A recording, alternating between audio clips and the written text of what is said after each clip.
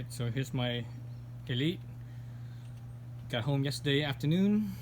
A little bit over 73,000 miles. Excuse me, 75,000 miles. Actually, pressure washed it yesterday as well. Well, I didn't wash it with soap. I just took the pressure washer to it just to rinse it off. But anyways, I did some maintenance yesterday as well. I changed the put in a new air filter. I changed the final drive oil. So final drive oil, air filter, and engine oil. So actually, you notice here, here's my oil leak. So I actually found out what caused the oil leak. Let's see. You can see this or not.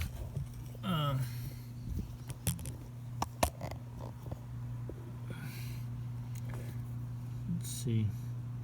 Yeah, we can't see it very well. At least not from this angle. Let's see. Maybe I could change my camera around.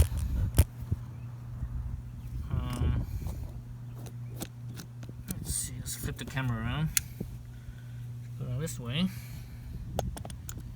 So the way the lens is on the bottom end instead of the top.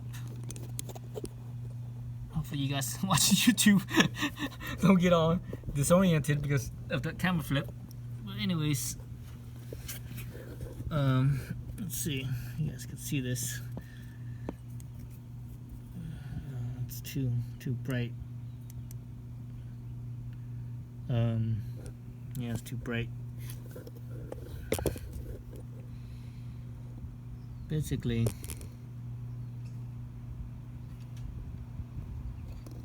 you know, really can't tell on the camera, but basically right in here, right in where the joint is right here, where it angles, right in here, that's actually a little hairline fracture, a little crack, basically a little fracture right there. So that's where the oil leak is coming from. So basically the case is cracked.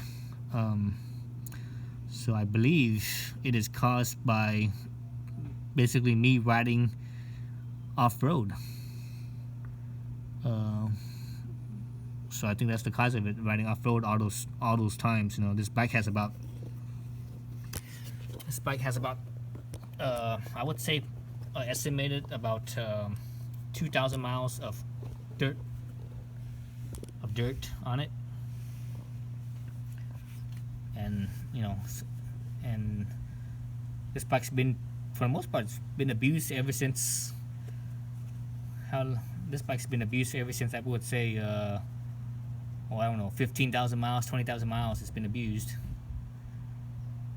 So the 75,000 miles I have on it, you know, a good 50,000 miles of it is really hard riding. I mean, it's, you know, severe hard riding of this bike.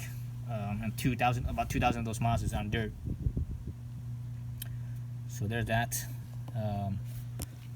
Here's my kicks, or my center stand cracked, and it cracked again. This is where the dude welded it, but you know, he didn't weld it that great. But also the front side looks more built up, but the back side doesn't have much build up at all. So I think it cracked from the back and it made its way to the front. So the center stand's cracked again. The exhaust is actually cracked again as well. Right here, the exhaust is actually cracked again. Yeah, you see that? So along where the root, not the root, excuse me, the toe of the weld, it's cracked. So, and the reason why this one cracked again is partly because of the weld, but also partly because normally this little tip here on the inside, it actually has support. On the inside, there's actually something that on the inside, there's actually something that holds the inside. But for now, because the baffles inside are broken, so the inside there is just hanging. So basically, this wall here is like so, and it's just hanging, and it's just, you know, as I bounce around, it just wiggles over time. It just, you know, it bounces around and it cracks. So that's cracked again. The manifold end is okay. With the flanges, that's still okay, it seems like, to me. So let's see, besides that, I think that's about it. So I changed the the final drive oil, the motor oil, and the air filter. And I just looked over it, and that's about it. And just earlier today, I actually rode it around real briefly, and it rides really fast. It feels, I guess, because I got used to being up in high elevation and also carrying all the weight with me, slowing, basically those two things slowing me down, and the drive wearing out as well. Oh yeah, I also put in the not a new drive belt and variator, but the one that I started Cannonball with. So it's good. The one I started Cannonball with, I did 2 days. Was it 2 days? No, 3 days or 4 days, whatever it was. It was basically it was over the Rocky Mountains. Once I went over the Rocky Mountains, I put in another variator and belt. And I've been riding that one all the way home, and it actually dropped me down to top speed wise. It dropped down to 56, about 56 miles. It topped out. So I put that original variator and belt from the first day of Cannonball, from the first 2,000 miles or so, back in here. So I had that one on. So it got me my speed back up, and the bike is riding really fast, really strong actually. I'm very surprised at how strong it feels. It feels like when I'm accelerating, how sometimes on a fast bike, when you accelerate real fast, the bike kind of feels like it's going forward, and you're like, oh, and you gotta hang on. It feels almost like that. So I was surprised at how much power it had. So it's still real strong, riding real strong. So because of this, and the bike's been parked here for about half an hour now. So a few trips here. So you just of course, once the motor is running, it's under pressure. The crankcase is under pressure, so it leak out faster. So I think that's the majority of my oil waste right there, or oil consumption. Because every day I have to top off the oil. So that right there is it's dripping out from that. Most of the oil, I think, is my oil losses from that. And of course, this motor also burns a little bit of oil because it's getting older and such.